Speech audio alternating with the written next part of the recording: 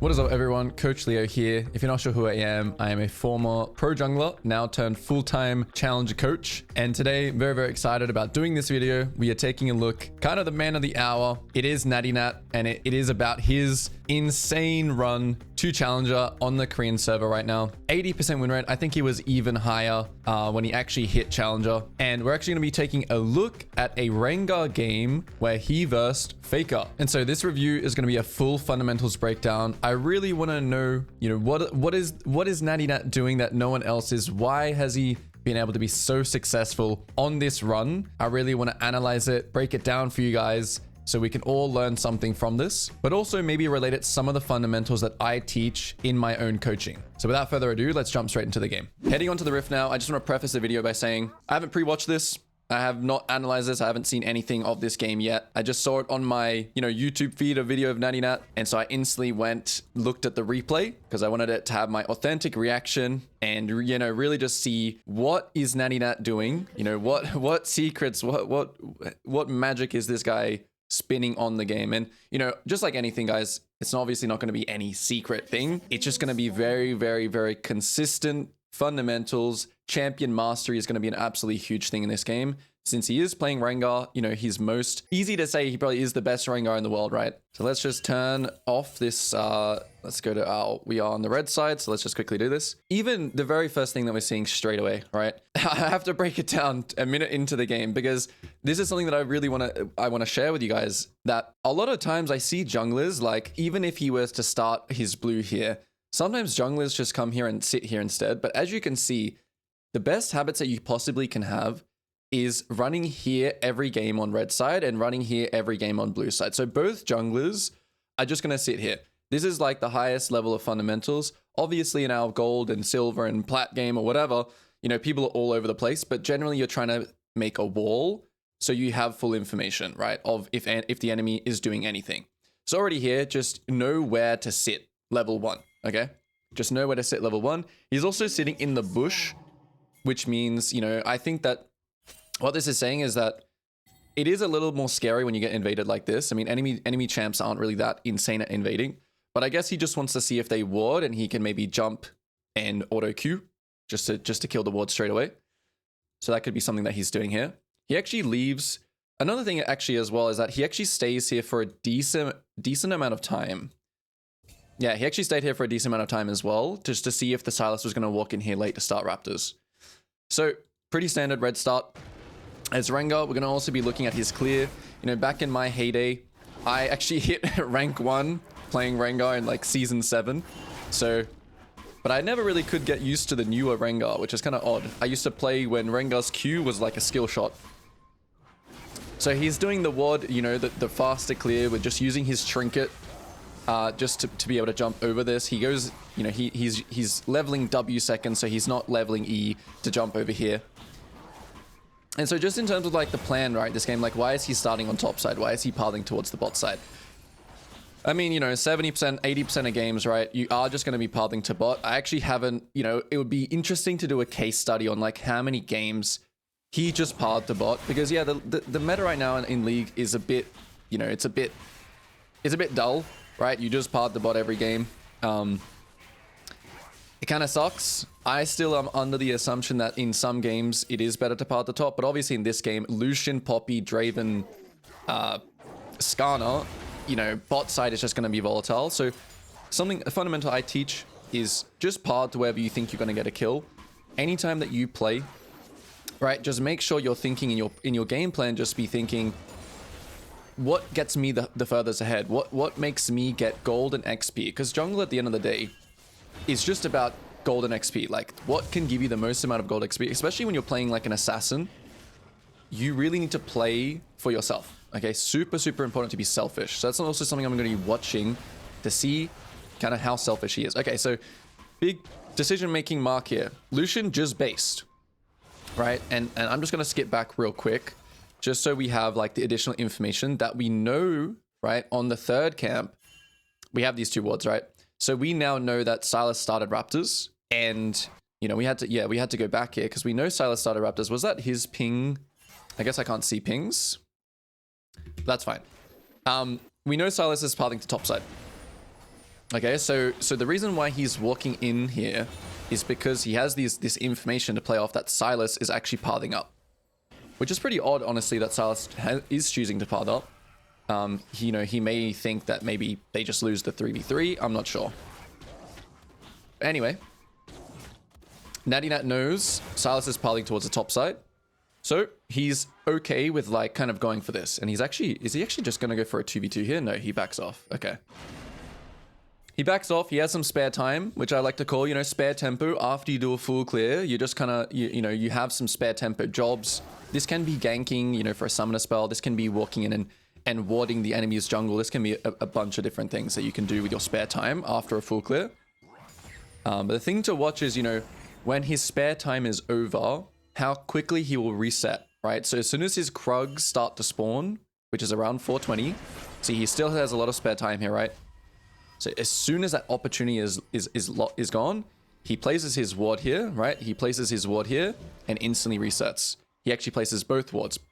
Insane. This is really, really good because you do just want to switch to Oracle Lens as soon as you can as jungle, right? In the first 2 rounds, if you're not using your trinkets and then switching to Oracle Lens, this is a habit that you need to start creating. Okay, so super, super good. NattyNatt not only good habits, as in, pressing his trinket in the enemy jungle, but also being on time for his spawning camps. This is what I like to call being on tempo. Okay, he is on tempo for his next clear. So the only reason he should stay here and not be on tempo is if he was to get like a guaranteed kill. And so you can apply this in your games as well. If I'm not getting a guaranteed kill, I'm not going to be late for my clear. I'm not going to be, off tempo if I'm just like helping my lane push out or something. Okay, so second round, here we go. Simply just clearing down again. Something you can also notice is that just if you're looking to pick up Rengar, I haven't had a Rengar game myself yesterday after seeing all the NattyNatt hype. It is important that you understand which camps to use empowered on and which to not. So he's using Q empowered on all the. I mean, you wouldn't really. I guess you get Class Wolves as an AoE camp, but he's using empowered W every time here and empowered Q on everything else. Also, I think he used empowered W here, but. Yeah, if you're like learning assassins, if you're, you can apply the same things to, obviously to any jungler, but especially assassins. NattyNatt is really, really good right now to watch because he's playing so many games. If you play Kha'Zix, Talon, all these assassins work the exact same way. Okay, so interesting. Let's pause. Very, very interesting. I've been yapping on about some stuff. So we know that Sylas is clearing from bot to top, right? And we can see his Poppy actually roaming to mid, but this time he actually recalls instantly. Okay? And so he doesn't want to use his spare tempo on the bot side because his Poppy is going mid and his Lucian's not here. So there's just nothing to do here. In a lot of cases, what I see players do when I coach is that they'll do their full clear, but then they'll be like, oh, I have nothing else to do here. Let's just go like try and start this dragon. And that's really, really bad to do. So a lot of what jungling is about is not only just letting plays come to you, but also just not forcing things because you've got nothing else to do. So it will be interesting to see how he uses his spare time here until his Krug spawn. So let's watch. You could think, oh, we think Sylas is piling to top, so maybe you can go for that Drake. But if he doesn't have a pink or a sweeper, right? If we actually just go back here, he does have his sweeper. So, a spare job here could be just running through here and looking to clear wards here. Like, that could be an okay spare time job. But let's just see what he does with it.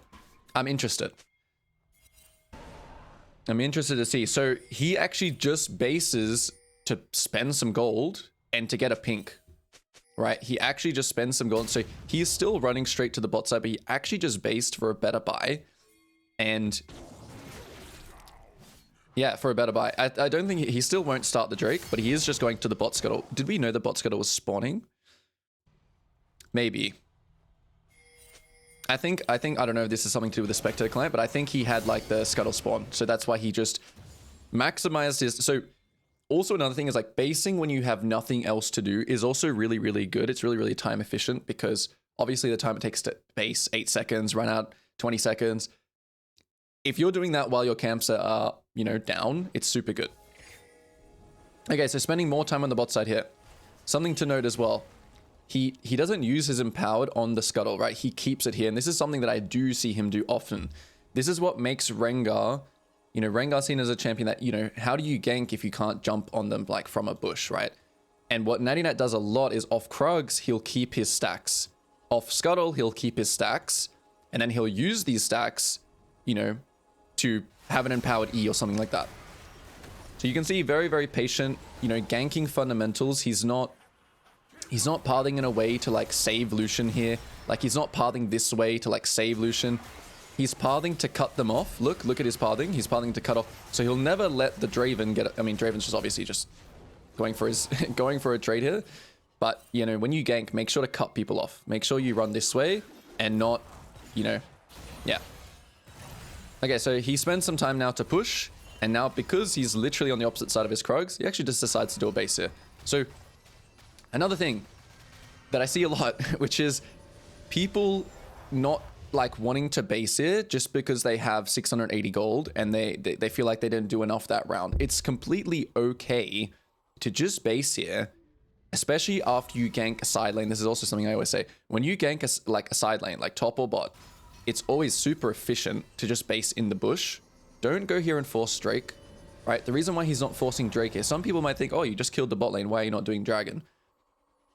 You know, in League of Legends, it's kind of like a turn-based game. So if you make a move, especially early game, because death times are so low, the enemy bot lane actually has tempo here. Because out of base, right, they're going to be full resource, spawned, full HP, and your bot lane just wants to push the wave in, your Lucian in particular, wants to just push the wave in and reset.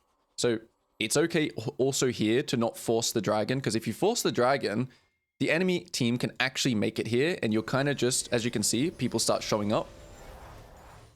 So no, really, if Silas team wanted to do Drake here, that's also a possibility, as you can see, right? Because Silas also understands, very good player, that, oh, enemy just made a play bot, so I actually have a move here. However, Poppy, super good player, recognizes this as well, recognizes that she actually doesn't need to base, and she covers it. So super high level stuff happening here. And so NattyNatt now with this information is able to path straight here. If he did not have this information right now, that Silas was on the Drake, it would be too much of a flip for him to just path straight here. So if you don't have information here, it's okay to give this Drake and just do your camp. So hey, I can't stress this enough. If you don't have vision here, right? If you just have no idea that this is happening, path to your top side and just clear down and play on your next move. So the only reason he can do this is because Poppy is super smurfing and covering their play. And so you can see at the highest level, the turn-based thing that's happening. We make a turn bot, you have a turn now, Poppy like minimizes and covers that turn, so then Rengar's able to path straight here. Very nice. Now he can actually commit and do the Drake because, you know, it's also leashed for him a little bit. So it'll be interesting to see what he does next. So something that I say a lot as well in my coaching is that when you're on a Drake, think about what your next move is going to be. So like, you know, start drawing plans kind of in your head. Okay, so I did Wolves after the Raptors, and then I did Gromp after the Wolves. So like you kind of know that your camps, you know, they're spawning down like this. So in the reverse, this is spawning and this is spawning soon. Right, so it's going to be interesting to see what Natty does after the Drake. I think he should go here. He's also level 6. So let's try and see what he's going to do ahead of time. Bot wave is also bouncing here. So I think what he should do is he should go to his Wolves and then analyze if he can ult here on bot. If not, just clear up. I don't know, he might do Wolves Gromp and then clear up. But the problem is with that is that Silas should be thinking, oh, like he's on Drake, maybe I can attack his top side. But let's just watch. Let's just watch what he does. But yeah, think what you're going to do ahead of time. When you're on Drake, right, there's nothing else to really think about. Think about what you're going to do next. Let's see if he clears that ward. That'll be interesting. Yeah, it doesn't even care about clearing the ward. Don't clear pinks. That don't matter. This pink doesn't serve the enemy any until the next Drake, obviously. Don't even clear that ward. You know, he's crazy about tempo, and you should be really, really crazy about tempo on every jungler, but again, especially the assassins. Okay, he actually ults mid here. So same thing again. So this is something that I definitely missed in that equation. Mid is also a lane. So again, same thing. He keeps his stacks from Drake. Every time he does something like that, he keeps his stacks. and then, you know, he uses this. So Faker in the mid lane, let's see. Yeah, and just like that gank is just so OP, right? Like when you have empowered and you can instantly bowler off your jump, it's so OP. And now he actually goes and covers his top side. I think another reason that he does this as well, right? Another reason he also does this is that he doesn't really want to do, as you can see, those camps are spawning, right? I don't really think he wants to go Drake here and then path towards the top side. Because like we said, right, we want to be around bot side as much as we can. And so probably a reason he's doing this cross gank as well is just because he wants to get back to the top side so he can make his camp spawning to the bot side. But I have seen Natty not care too much, and you shouldn't care too much about it either. If it so happens to be that it's better for you to just path to top, just path to top, right? If it's more efficient for you, if it gives you more gold, if it's better for your time, it's fine to do that. And then you can just clear the top, recall, spare tempo on bot side. Okay, so he uses his ult mid. He now has a lot of gold. No, sorry, he does not have a lot of gold. He uses his ult mid though. So let's see what he does next. Grubs are on the table here. Poppy is coming out of base. So with Poppy coming out of base here and Skarner being bot, he can look to play top side, okay? Because he's just going to have a numbers advantage, right? Depending on if Sylas is going to kill these grubs fast, look at the map's resources, right? This is called like team resource management. If your team is using a lot of resources somewhere, that is automatically like your strong side. So if your team is using resources top, if you have 3 people top and their support is bot side, or their support in jungle is bot side, or whatever it is, right? That means that this is your strong side. So I think he can, if Poppy was going bot here, I think it's better for Natty just to base. Top lane maybe also is an opportunity. Again, you see the same thing here with him keeping his stacks.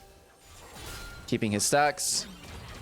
And this is also very interesting gank because sometimes what you can do when people are on objectives is instead of contesting that objective, actually go for the guy that feels safe because he has his jungler near him. So right now, right, before we even see this gank, this is something that you can definitely do because I think Natty has a decent idea that he's on this. Obviously not 100%. But this guy feels very safe right now. And he's also playing aggressive so he can push and move first to this objective, right? So the worst thing that Natty can do here is actually ignore that lane and go and fight here. Because then definitely, right, Ambessa will definitely move here and he will be the one getting collapsed on here. So you gotta make this, you know, this fast play top while the Sylas is on this. So very nice play. Keeping his stacks again. So let's see how he actually plays it. Just walks up. Now he uses Q when it's kind of like he's dead. And now he immediately sprints with his Poppy at this. But I think it's going to be too late. So as soon as he knows it's too late, literally the frame, right? He knows it's too late. No chasing, no any wasting time. He knows that it's still his regular tempo because he has bot camps up. So he immediately just presses B. And the sign of a good player is things like this. I can tell you this right now. A sign of a good player is knowing when the play is finished. Okay. So next round, pathing to his bot side. Eating the wolves, so he doesn't care about like cycling here. He doesn't care about doing like 1, 2, 3. He just cares about, and if you play any champion at this point that can E this wolves over the wall and then get them to pull towards you faster, you do it. So this is Lilia, whatever it is, just do the wolves first. Nidalee, spear over the wall. Just, it doesn't matter about camp cycling anymore. Okay, it does not matter at all. It just matters about doing things as fast as you can. Okay, so very good awareness here on the bot side. He's looking at, he's pulling the Gromp. As soon as there was fighting happening, he's noticing it and he's immediately pulling the Gromp towards it. But he's not overforcing it, you see that. So let's go back. He does actually have ult here, look. He has ult here. He sees bot fighting. He starts moving here, but then he sees Draven's body language and immediately backs off. So even though he's so fed, you know, he has his Yomus, he has his ult, still he's keeping composed. Even though the score is 1-8, look, they're winning so hard. He's keeping his composure. And this is something that I always talk about. Even when you're ahead, it doesn't mean that just force. Even when you're ahead, you know, you just want to slowly let the map give you information. Let the map give you information and just farm. Just farm, let the map give you information. Jungle is literally all about how effectively and efficiently you use your time and how well you read the map's information. That's literally jungle.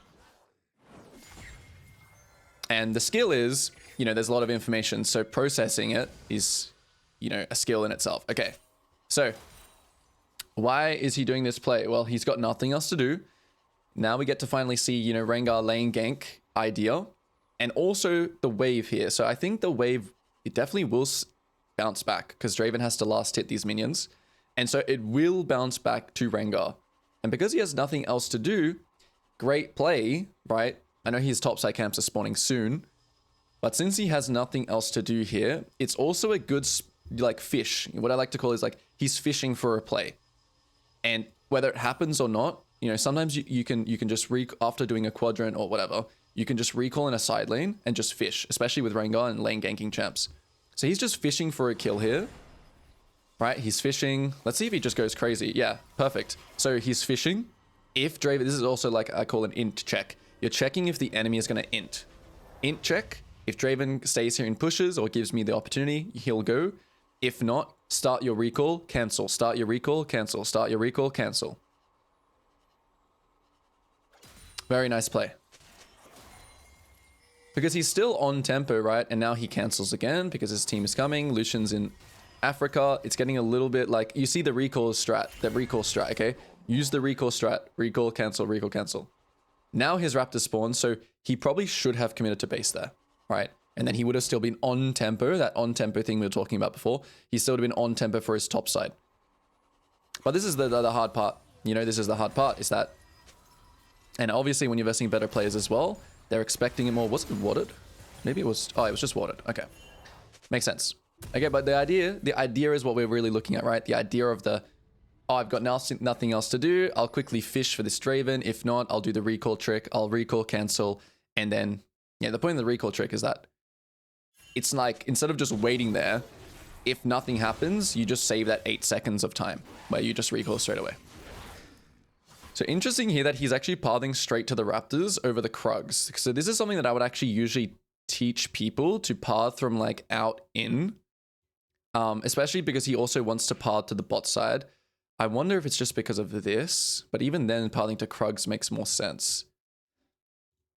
Yeah, this is interesting to me. Leave in the comments why you think he paths straight to Raptors here instead of Krugs. The only thing I can think about is that because he was shown bot side from the enemy and Silas was not there. Actually, no, this does make sense now that I think about it. The reason why he's pathing straight to Raptors is because he did have vision on covering his Krugs, but he's worried about losing his Raptors. That's, I think, actually the reason why he's going straight to his Raptors here. I think that's literally the only reason. Otherwise, I think he probably would have gone to Krugs, but yeah, interesting. Okay, so look, map giving you information. See? No overforcing plays. No going on the Lucian or the enemy Draven bot. Two occasions he didn't actually commit for it. Now there's information present. Look, top trading. Top trading, free kill. Rengar has ult. This is something that he's definitely going to go for. And you can already see he's already looking at it. Okay, how do you know that this gank, like while you're on Raptors here, how do you know to go for this gank? Right? You're going here, you're watching top. You're seeing that's already starting to trade. Oh, not really yet. Okay, now big trade happens. Stop. Big trade happens. Okay, now Embass's wave is kind of getting frozen here. Okay, he actually gets the wave. She actually gets the wave in, but then it's already too late. Body language here. Look at the body language from this guy. Right? He wants to solo kill this guy. So as jungle, you need to get into the mind of laners, because laners will tell you what they want, and they're also very blind. Okay, so he's ulting here very early. Same thing again with the stacks. You know, he literally keeps he always does this, right? Look, builds max stacks, pulls it to the end here. Super impressive, just champ knowledge stuff. And so if you're learning champions, this is what you look for. This is exactly what you look for. You look at challenger players who've mastered their champion and you copy what they do. Just copy. Oh, why did he always does this thing? I'm going to start doing it too. Okay, so there we go. Uses his ult. What information did he see here? So after you make a play, it's always good to really, you know, while you're doing a play, it's kind of hard to have good awareness, right? But once the play is finished, it's good to instantly look at the minimap. What's going on? What's going on? What's going on? Nothing. Okay. He's looking for camps here. Again, not much else to do. He does have his Krugs, but finds Silas here. Don't tell me he's just going to kill this guy. What? Is Rengar balanced, or maybe Rengar is secretly OP if you have the hands for it? How did he just kill Silas here? Wait, let me check items. Okay, he has Yomu's Ionia boots.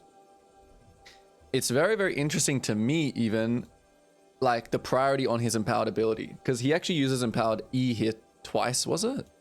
Empowered E, auto, E, flash into the bush.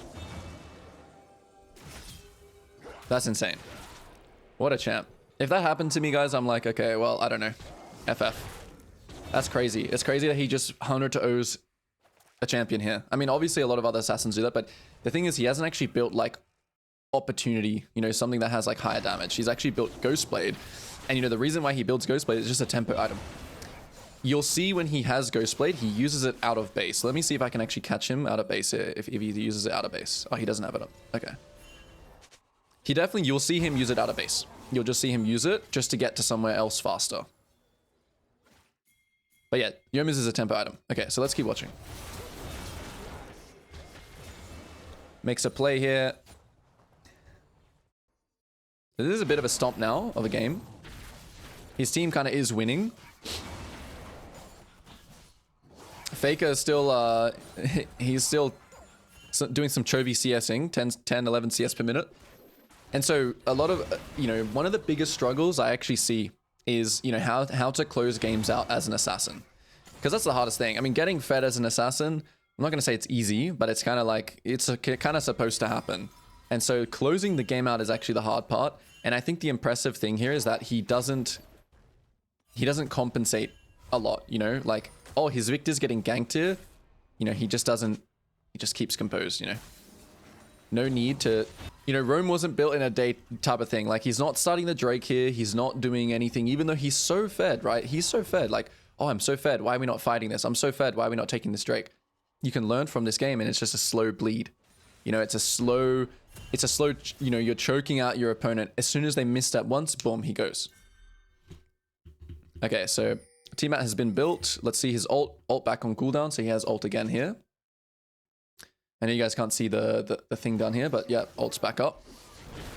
Still just does Krugs first. So whenever you're running out to this lane here, you really want to watch this. Why does he not go for this play? So ganking fundamentals.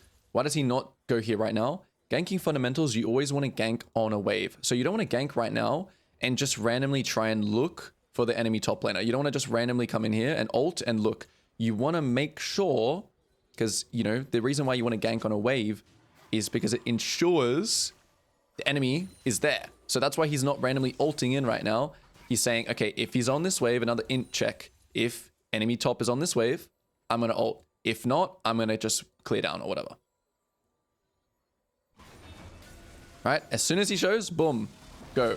You can see that. Ganking fundamentals. This is on every champion. Do not just, you know, you have to gank while the wave is met and while the enemy top laner is on the wave. Because the enemy top laner hitting the wave is basically like self-CCing, right? Whereas you can easily mess this up if you just go past and he spots you and then it's just like, ah, sucks. Or he just had backed off or something. Int check. Int check is going to be something that on assassins, it's very important. You're checking if the enemy is going to int by taking the wave, by pushing the next wave. Insta base. Insta base over... Wow, insta base over why? Why not go back to his red side here? Same kind of situation as before. When you gank a side lane, it's always very efficient to just base. Because if you think about the amount of time it takes for him to walk from like here to red, it's similar distance from here to red. But it could be for another reason. Let's have a look. It might be just because he wants to go to the bot side. I don't know. Go to the dragon. Interesting here. Very, very interesting. I am very curious as to why he's running straight bot. He's running straight bot here. So that thing about... We'll see how it goes. He is just running straight, starting the Drake. Was there a reason for that? I mean, his Lucian is also top. He does have control. I mean, the Azir was very low, I guess. Does he have that information from before? Not really. Okay, interesting. Very interesting. I personally, so I won't just keep glazing. He's definitely a lot better than me, right? But I still believe here, instead of like running straight to the Drake, he actually should just clear his top side and then just play like, you know, let information play out him more. I mean, the Draven is dead. Hang on, let me analyze further. They're all dead. Death time is a little bit longer now. I guess it's okay. I mean, at the end of the day, right, when you start Dragon, the thing that you're saying is, okay, if I start Drake and they come and fight us, will we just turn around and kill them?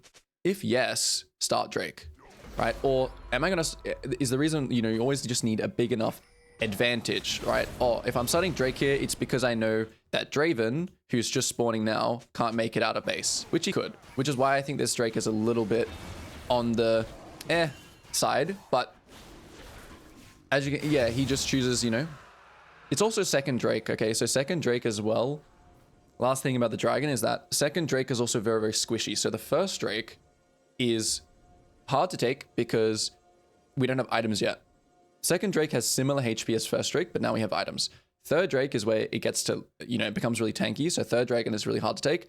And then fourth Drake again is very easy because now we have items again. So first and fourth Drake, hard to take. Sorry, first and third Drake, hard to take. Second and fourth Drake, easy to take. All right, we're getting into uptime, downtime now. So why did he not go back to his camps here? Because it's uptime. His team is playing, right? His team is playing here. The Lucian is basing, but Azir is dead. So we're going to be talking about uptime, downtime now, which is a term that I use as to when to clear your camps like this and when to actually play with your team. So right now it's uptime because his team is pressuring something. So he decides just to play. You know, of course, like in League of Legends, like anything, it's not black or white. You do need to, as a baseline, as a framework, uptime, downtime is a good concept, which is, okay, so now I'll show you an example. So this was uptime because his team was playing. We're about to go downtime. So I would expect him to just go clear his camps here because now he's made his plays. We've used our turn. We've took the dragon. We've got the kills. It's a perfect time now for downtime, which is either to instantly base with Poppy, and then run out to the top side here, or just go and greed and full clear all your camps. These are the two decisions that I think. He can also check camps, like check more camps here, but once they're all down, okay, someone's TPing. This was kind of an int TP. I don't like this play. Okay, good. He lets him die. And now what does he do? He does the downtime. Yeah, so just go back to your camps. So you can clearly see here, you know, obviously there's a lot of, at the highest level, right, you break fundamentals, but still you can see here at the highest level, he plays uptime. Now that his, you know, the enemy, his mid laner is dead and he has his camps up, he's just playing downtime now. And honestly, the entire map should be playing downtime. When one of your teammates died, the entire map should play downtime. So uptime, downtime is a term that's not just for junglers, it's about the entire map. So now he plays downtime until it's about tempo lines, right? So we're gonna draw some tempo lines here. Uptime means all your laners are pushing up and they're pressuring something. So in the uptime, when all your laners tempo lines are like this, you want to be taking camps that are near them and, you know, being in proximity in case a fight happens. But not only that, like say for example, enemy 4-man gank your bot laner. You don't want to be trading Krugs for your guy that's here dying. You want to be trading like this tower or looking to kill this guy or looking to take these camps, right? So the point of uptime is not only to use your team's pressure, but also be in proximity in case they're fighting, okay? And then downtime, for example, here when he's clearing all his camps, let's just go back 15, right?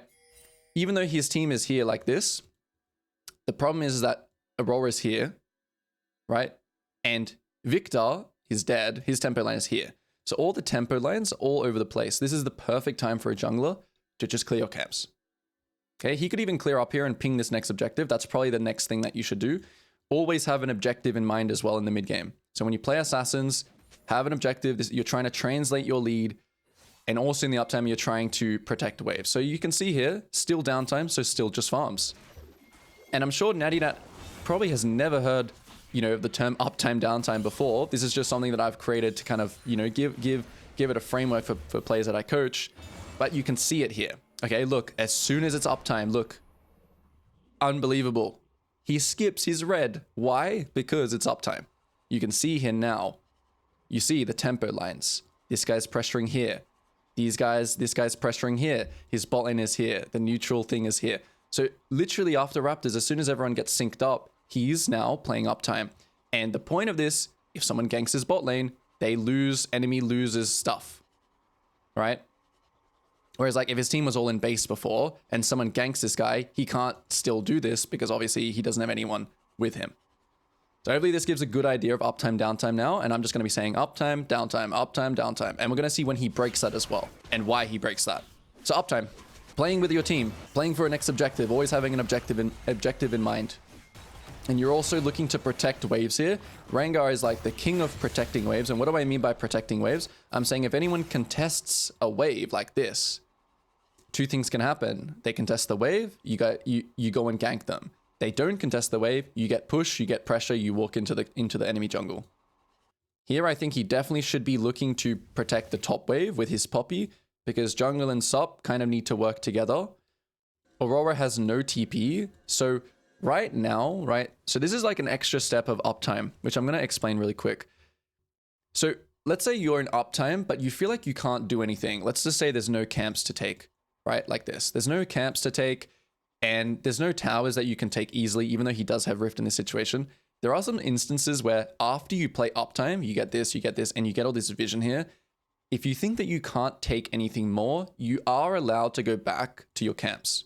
Obviously, in this case for Natty, I think he should be looking to play on the mid, these two towers here, protect these two waves, and look to rift one of these two towers, is what I think he should do.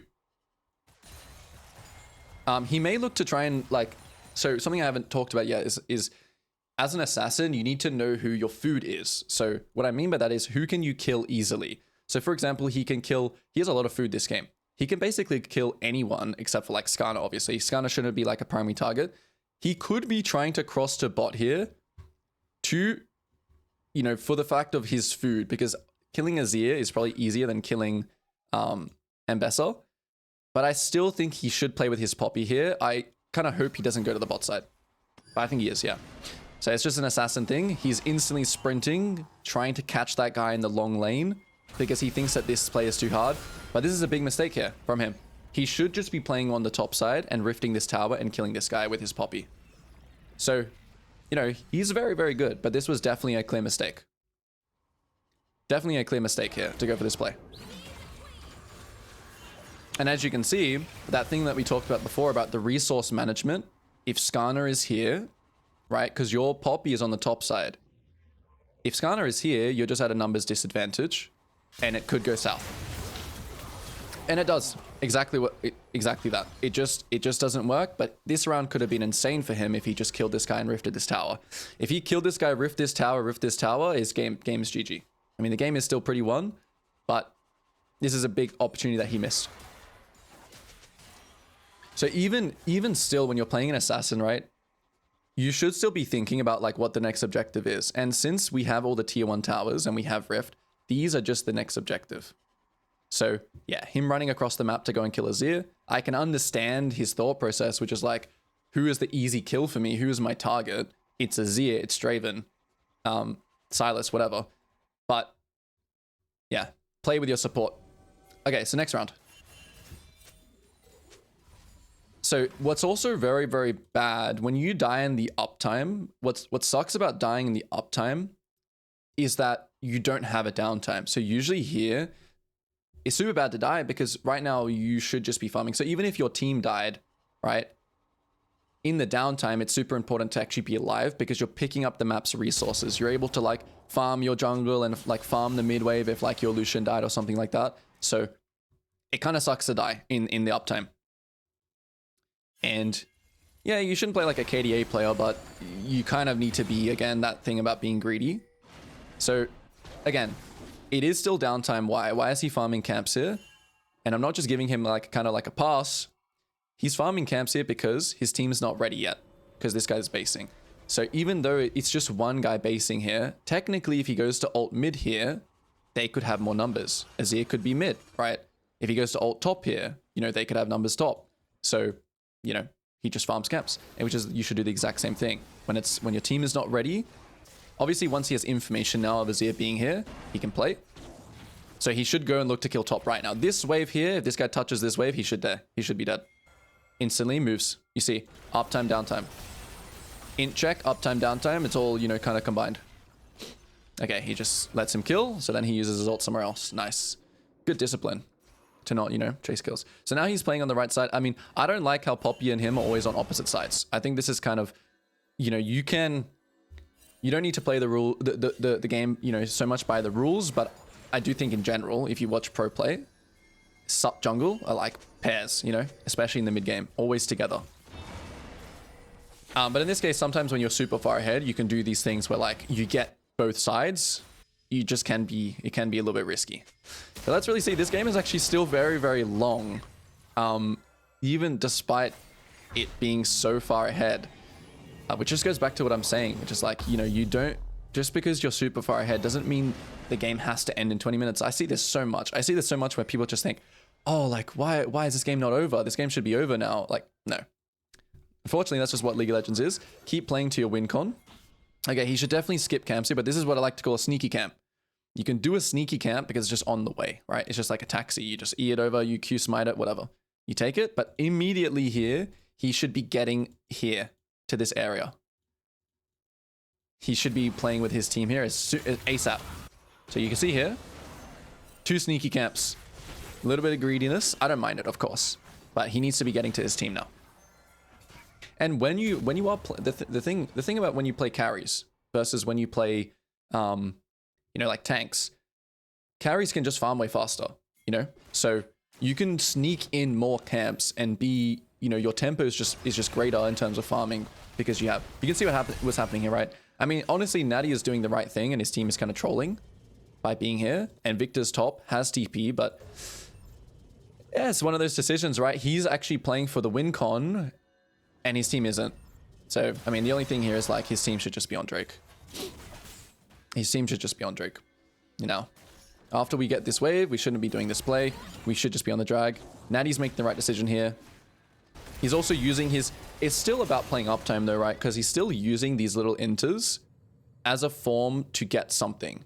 Whereas like, if he was just like on his wolves right now, it would be really, really bad. Because at least he should be pushing mid, trying to get mid tower. Like, when your team is inting, you can just see that as like a distraction, as pressure. And you can use it to get something. Hopefully he's able to finish this on time. Yes, he is, because he's strong.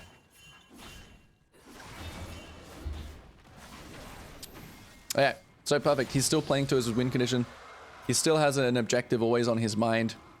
Even though this game is 4-21, he's still playing very, very disciplined, which is very impressive to see, honestly. Like, I myself in this kind of game, probably you as well, you know, having a little bit of fun probably, you know, just wanting to fight because we're really strong. This is what it kind of takes to have such an impressive win rate. This is what it takes. Discipline. Super discipline. Playing for the next objective now. It is downtime though. So you can see, you can see, right? Why is he not just ulting on this guy like he was ulting before? Because look where his team is. Discipline. Super discipline. Impressive. He just sits here waiting for his team, waiting for uptime. Okay, now we're starting to get uptime. Poppy's here, team is here. So now we're looking at protecting waves again. If someone contests a wave, this wave was too late. We're here, we're getting vision control for the next objective. You know, we're not on blue right now. Very important to know. We're not on blue. We're not like farming bot wave. We're just playing uptime with the team. Playing for the next objective. Not over-forcing it. You see this slow, this choking win. Like, choking around the vision. Like, getting this... Because if you look at enemy's vision now. Right? This is how you want to play League of Legends. You want to slowly choke your opponents out. Until they make that misstep, then you pull the trigger. Okay, so that's the misstep that he's seen here. Right? The misstep that he's seen here is that they're all split. Interesting, yeah, he's really making sure to cut them off, the enemy. Uses the rift, maybe that's for an escape. It's a bit dangerous, yeah. So he makes a misplay, and this is the hardest part about playing an assassin. This is the hardest thing about playing an assassin is just team fighting. It's very, very difficult to do. When people just grouped up as 5 people and you're playing an assassin and you jump in and people also are ready for you, very, very hard. I think he probably could have... I guess he had to try and use like Empowered W here after jumping in. Like Empowered W, instead of using the Q to kill Silas. Oh, this gunner was just so quick as well. Yeah, Empowered W, then jump to the minion, then hop in the rift. That would have been Smurf. That would have been super Smurf. All right. It's so insane that this game is close, by the way, because like Korean server is usually like people FF fast. It's pretty, maybe it's a faker effect. I don't know. Okay. So downtime. Actually, no. Yeah, downtime. Lucian's dead. You can see downtime. Look, he's not running. He's not doing what he did on the round before. He's not just running here and protecting this objective. I've seen this too much. I see this too much. You run here, you just walk around the next objective, play your downtime. Look at his CS. Still high CS, even though he has also pretty high KP. Know when to play downtime. This uptime, downtime thing with a little bit of gray area. There is a little bit of gray area, but this uptime, downtime thing, I'm telling you, solves your mid game. Uptime, downtime, and always have an objective in mind. Okay, protecting waves. So he's a little bit ahead of the tempo lines right here. A little bit ahead, but here we go. Target, right? Who my food is. So very selectively choosing Draven. Protecting this wave was the point. And I do think, I mean, you can kind of, as Rengar, use your ult a little bit more leniently, I guess you could say. When you do have so much CDR, you know, you can use it just to get some vision. You can use it just to run around here and spot some targets. I think that is definitely a way you can use it. And so now only after, you know, he gets the kills, we finally secure the Artican. Artican obviously is also just very, very hard to take in general, right? So, yeah, when it spawns, you don't just want to think, oh, next objective, start. You really want to get, you know, the control. Obviously, you know, your control may look a little bit different in your elo, but, you know, if your team isn't doing the right thing, right, you just, you know, there'll be plenty of chances to punish the enemy doing the int checks anyway in your elo. So, you know, I don't want to see any comments about, oh, this is only happening because this team is so good. You can definitely watch his earlier stuff and, you know, you'll see the same thing. You'll see the same uptime, downtime. Okay, so now we're finally closing out the game. When you have, okay, next objective is obviously just, if we think about it, it is the, okay, I can't see it, but it's the dragon in like 30 seconds. And of course, immediately running to uptime, immediately running to his team's tempo line. I mean, he doesn't have any camps to farm. Okay, here we go. He's using the ult as a vision thing again, just to get control of an area. Wow. Just instantly jumps on this guy because he's so strong now and just one-shots him. Yeah, when you get to this point as Rengar, you kind of just become Thanos and you just one-shot everything.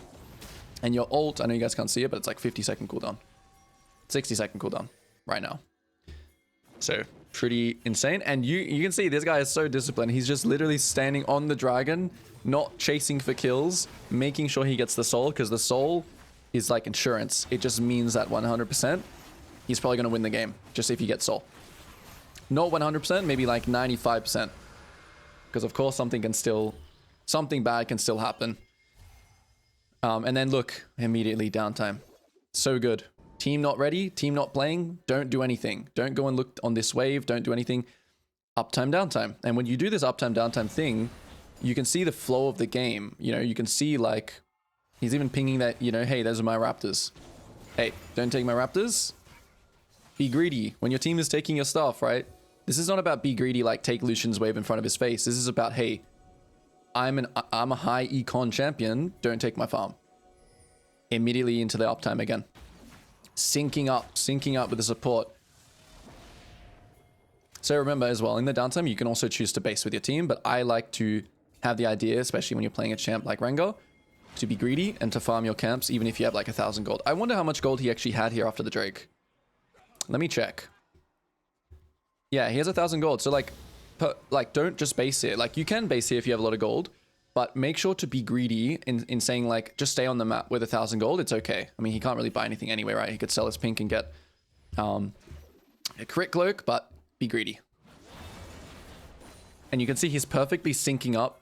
I mean, honestly, he could have done like Grump Wolves and then given Lucian Raptors and then synced up together. It would have been fine, but okay, so uptime now. using the ult trick again. So I'm seeing this a lot, actually. I mean, I'm seeing the ult, just not the ult trick, but just using your ult to get control of an area, because it just means that you can see all the enemies, right? And like, they're terrified as well.